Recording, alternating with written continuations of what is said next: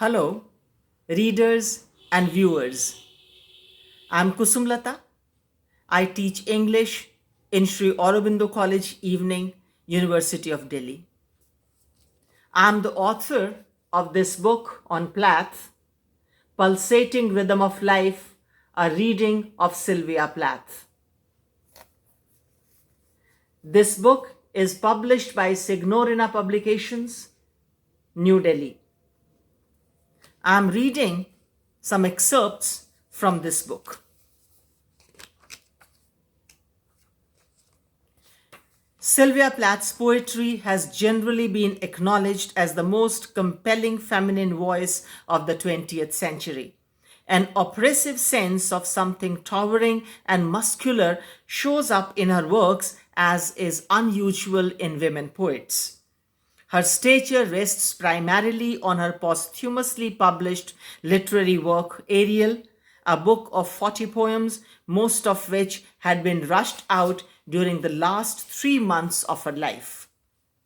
Critics hold divergent views about the poetry of Sylvia Plath, from Lowell's encomium in the introduction to the Harper and Row edition of Ariel through George Steiner's approval, quote, a bitter triumph, proof of the capacity of poetry to give to reality the greatest permanence of imagination, unquote, to Annette Lever's criticism, who saw in Ariel a final orgiastic ecstasy in which the horse's gallop stands as a double symbol for the pulsating rhythm of life and for the dispersion of the individual into blank eternity.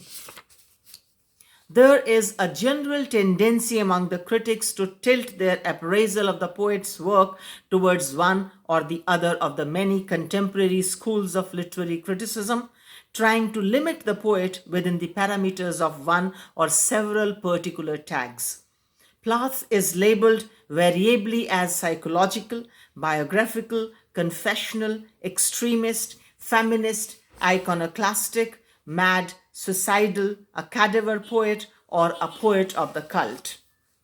Her poetry does draw upon the images which formed the essential ingredients of her life, but her creative mind, like a transforming lens, shaped them into strange, vivid patterns of art. The flux and the mess of experiences is worked into a form.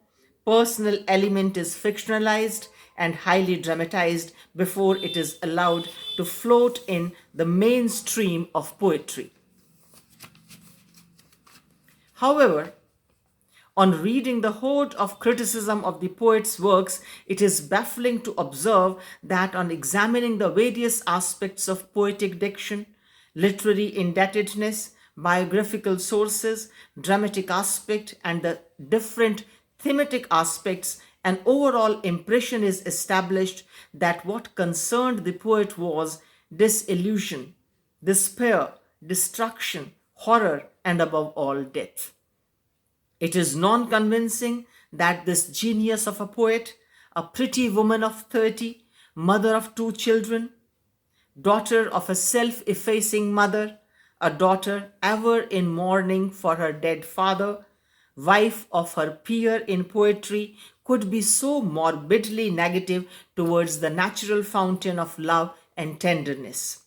To dig out the cause of this overt inversion, it becomes necessary to study her work from an angle which should enable one to know how, where, and in what disguise does the milk of human kindness and a faith in the tender strength of love relationships, so central to a woman's heart and so indispensable for human existence, gets expression in the poetry of Sylvia Plath. Sylvia Plath may be somewhat removed in her treatment of the love theme, but not as far removed as to efface the element of love from her poetry altogether. She does explore in her writing, within the framework of art forms, relationship with mother, father, husband, children, her own self, and the society of the age of the atomic bomb. Expressions of anger, resentment, violence, mutilation, and annihilation act as guises for love, as the death drive and love force run parallel to each other. She does not allow herself to be awed down by these forces. She would not accept them as controlling or guiding forces. Rather, she maintains full control over these two abstract and the oft regarded awful and respectable poetic themes. She is the enchantress, and love and death come dancing, wailing, whimpering at her beck and call. The deft movements that they make result from the perfect control her magic finger, which writes as if possessed, has on the strings by which they are held. She even has the guts to laugh at them, make fun of them, or mock them, and place her subjects in farcical situations. Death is made to feel itself powerless, almost impotent, as it fails to generate the desired effect on the poet who refuses to accept its supremacy. Love in Sylvia Plath is more akin to a sense of well-being than romantic passion.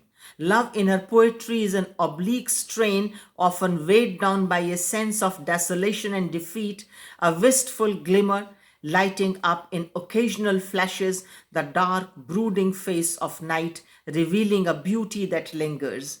Plath's perfect lover possesses a mystical, fleshless nature. The point is that although each character existed and may indeed be traced through the specific poems, her love poetry is best understood as the reverberations of sensibility against actuality, a poet's expression of fancy more than a woman's case history. Though her poetry escapes ordinary appraisal, yet it would continue to solicit vibrant attention for the profound suggestiveness it encompasses. Thank you very much.